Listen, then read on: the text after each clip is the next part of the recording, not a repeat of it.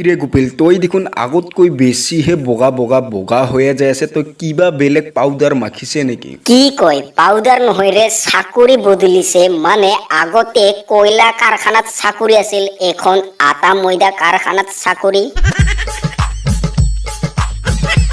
আচ্ছা ছাত্ৰ ছাত্ৰীসকল ভাল কৰে শুনিয়াল যদিহে জীৱনত ডিগ্ৰী লাভ কৰিব চায় তাহলে কিন্তু ভাল কৰে কিতাপ পড়াবা লাগিব আৰ যদিহে ভাল কৰে কিতাপ নপড়ায় তাহলে কিন্তু ডিগ্ৰী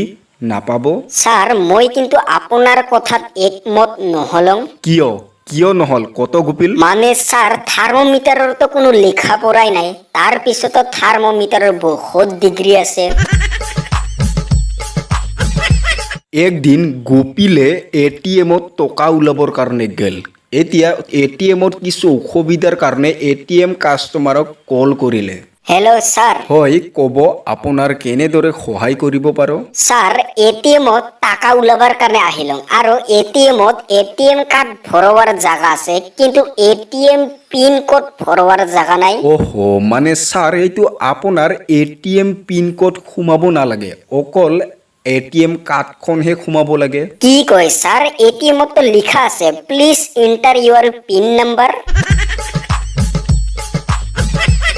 এদিন কেইজনমান মানুহে একগোট হৈ জুৱা খেলি আছিল সেই সময়তে হঠাৎ পুলিচ আহি কেইজনমানক ধৰিলে আৰু আন কেইজনমানে নিজে নিজে পুলিচৰ গাড়ীত উঠিলে কি ৰে তই দেখোন নিজে নিজে আহি গাড়ীত উঠিল কিন্তু কিয় কিয় মানে স্যার আপুনি দেখোন সব মানুহকে ধৰি আছে তো পাছত যদি গাড়ীত বহিবাৰ কাৰণে জাগা নাপাং ইটাৰ কাৰণে আগতে নিজে বহিলাম আই লাভ ইউ জান লাভ ইউ টু জান আচ্ছা জান তই মোক কত ভাল পাই কত জান তই মোক কতখিনি ভাল পাই ময়ো অতখিনিয়ে তোক ভাল পাম কি ৰে হাৰামজাদি তাৰ মানে তয়ো মোৰ লগত টাইম পাছ হে কৰি আছে আচ্ছা জান মই যদি মশা হলে হই তাহলে কিন্তু তোক দিল্লি 100টা করে কিস দিলি হই হয় নেকি জান তাহলে তো বহুত ভাল আছিল মোৰো বহুত ভাল লাগিব আছিল ভাল লাগলি হই কিন্তু কিয় মানে জান ময়ো তোক দিল্লি 100টা করে থাপ্পড় মারবা পালে হই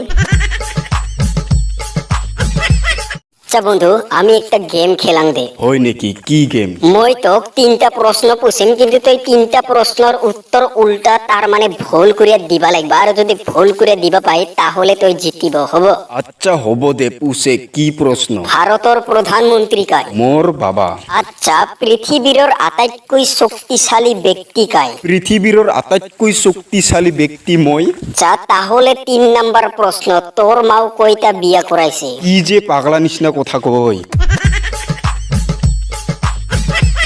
কি রে গুপিল এত গরম আর তুই রোদর পোহৰত কি কৰি আছে এ বন্ধু নকবি আৰ ৰাতিপুৱা কাম করতে ইনকা মাথা গেলা ঘাম ওলাল না ঘাম গেলা সামিয়া জাপকা রোদত বহি আছিলেন কিন্তু 1.5 ঘন্টা হল এখনো রোদর পোহৰত ঘাম নাই শুকাই